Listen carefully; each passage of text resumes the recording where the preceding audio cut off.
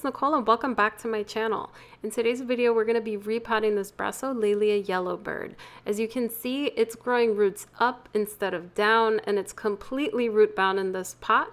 So I'm going to repot this, and I know it's due for a repot because also when I touch the pot, it is hard to the touch. So I know that there's roots in every single air gap in there, which isn't good for an orchid and semi-hydro. So we're gonna freshen it up, and I'm gonna show you a before and after from when I first got it to how it's doing right now, and then I'll take you through that repot. So I made a video of when I first got this orchid and when I repotted it. This is an orchid from Hauserman Orchids. It arrived in very good condition. It had a very decent root system. So I unpotted it and I transitioned it to semi-hydroponics. Now I transitioned it despite it being fall because it had a brand new root tip. So I knew that it'll take off in the system. And it's a complex hybrid, so I knew it wasn't going to be too finicky. So what I did was I soaked this orchid for a little while to get the bark nice and loose, and I carefully removed the pieces of bark. Now it took me maybe about 2 hours to completely free it because all those roots were really attached to the pot, but I was able to free everything and transition it over into semi-hydroponics. So I potted this up in a plastic 4-inch pot within a white decorative pot on the outside. And when I initially mentioned that the pot is hard as a rock, plastic pots, if you squeeze them, generally there's some give. When you squeeze this one, there is no give at all. And something that is very important with semi-hydroponics is Leca has air gaps. When you pot it up, you want it potted nice and tight, but because they are spheres, there's air gaps that are guaranteed to be in between those roots. And when an orchid grows and the roots start going down into the pot, they start filling those air gaps. So with the pot being so hard, I knew that those air gaps were gone. So I needed to freshen it up, and I just had to repot it right away. So let's fast forward 15 months later to what it's looking like right now, and we'll get started on the repot. So 1 full year later, perhaps I should have put it in a larger pot, but this orchid, as I mentioned, has literally grown into every single groove into this pot. It had roots coming out the bottom, had roots growing out on top, and it's just grown pretty nicely. So I'm very happy with how it's done, but with semi-hydro, a lot of people get the misconception that you can just take your orchid and pot it up into more leca. That's at least what I thought when I first started growing. I thought it would make my life a little bit easier.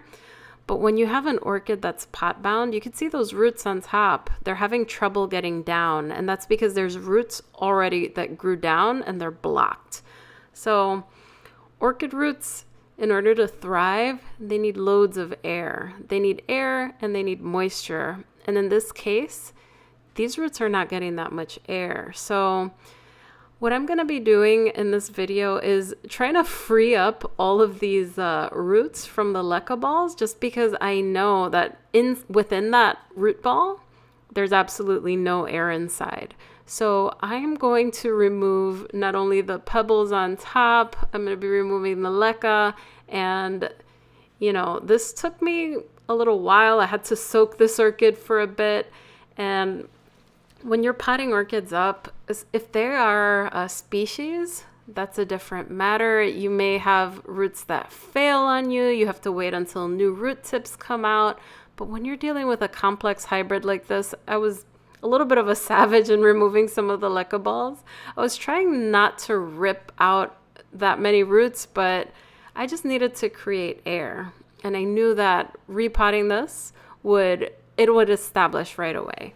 So I'm going to start removing all of these leca pieces and get this situated in its new pot.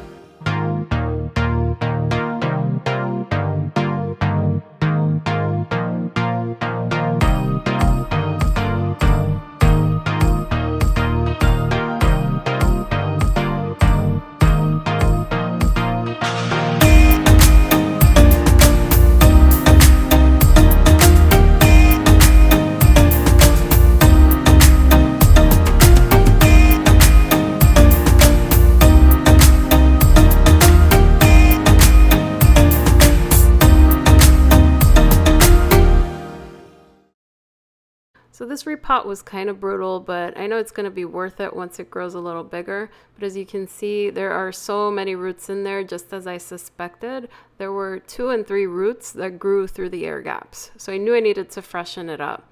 And I had to soak the root ball once again in water for about another hour or so that I could start working on some of the roots that are inside. I was surprised to see that a lot of the roots didn't die off, and I did cut off the roots, the old root system when I first repotted it that was in the bark, so everything else was pretty new and fresh. So this is a very healthy orchid with a very nice root system. So I was able to free out most of the leca. I was as careful as I could be, and if you see some strings there, it's because the leca just ripped some of it off. And I think it's okay if you have a complex hybrid. If you have a species, maybe you'll want to pot around it, but just know that without having any air gaps, you might kill those roots off. But when they die off, then it's much easier to remove the leca. So it's sort of a delicate balance between getting the air gaps right and not declining the orchid, because you don't want to suffocate those roots. Well, anyway, I've been rambling about those air gaps.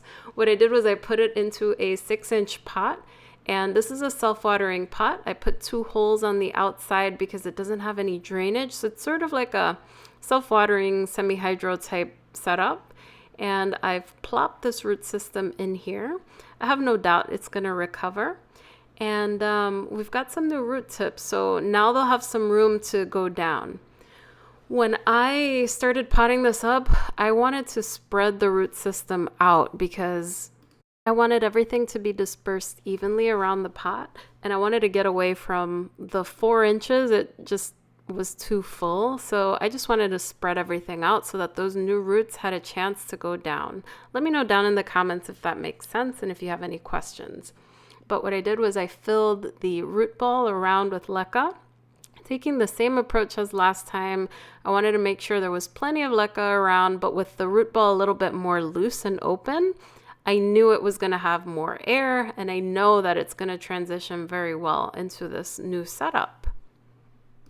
Now I'm very curious to see how long this orchid will last in this setup. I hope it blooms for me much more than it did before. I think it just bloomed once and didn't bloom again because it got so tight in that pot so quickly that I don't think it was optimal for this orchid. The roots look great, but I think now that it can breathe a little bit better, I think I'll get better results with it. But it wouldn't surprise me if in another year, this orchid just has to be repotted again. And then at that point, what I'll do is I'll divide it into 2 and then just repot it back up in this 6-inch pot. So ideally, I wouldn't want to touch this for another 2 years, but just knowing how vigorous it is, this is a Richard Mueller hybrid, and they tend to be very, very vigorous. I know that I might have to do a little bit more to keep it maintained, just given that it grows so much. So I'm topping this off with a layer of pebbles just to keep things from drying out once those new root tips hit the leca. Especially in the winter, it could be very drying and those roots can die off. But otherwise, I'm very happy with how this went. It was a little bit frustrating, but I know it's going to be in a much better setup where it can breathe, and I'm confident I'm going to be getting more flowers. And I know this orchid is getting a lot of light just because it has a ton of anthocyanin on it. So hopefully we will be seeing blooms this spring. Well, anyway, guys, thank you so much for watching. If you like this video, don't forget to give it a thumbs up and subscribe for more orchid content. Thanks, everyone. Bye.